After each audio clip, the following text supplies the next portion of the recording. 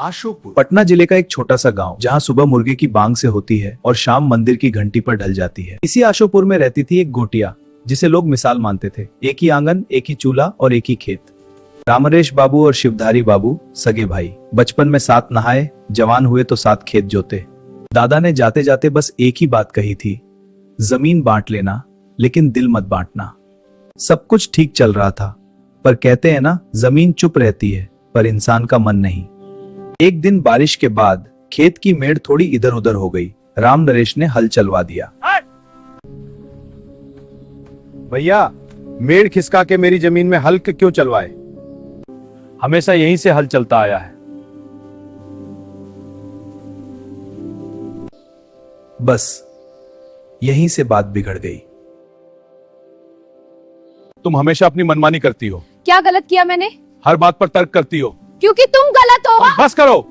अरे भैया, जमीन के चक्कर में रिश्ता मत तोड़ो। पर जब लालच बोलता है तो समझ चुप हो जाती है। धीरे धीरे एक ही आंगन दो हिस्सों में बंट गया। एक चूल्हा ठंडा पड़ गया। बाबू, चाचा अब हमारे घर क्यों नहीं आते? बाबू, चाचा अब हमारे घर क्यों नहीं आते? मामला पंचायत पहुंचा। पंच बोले, कागज लाओ, गवाह लाओ।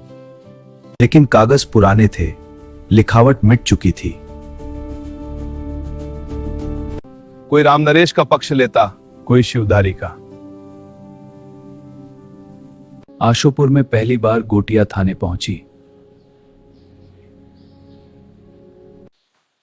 फिर एक दिन थाने की नोटिस आ गई।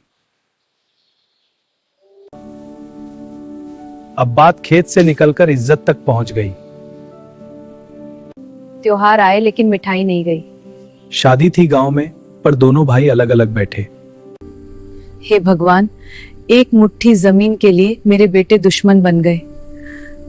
खेत सूना पड़ा, फसल नहीं बोई गई। जमीन थी पर सुख नहीं। एक दिन गांव के सबसे बुजुर्ग बाबा हरिहर आए।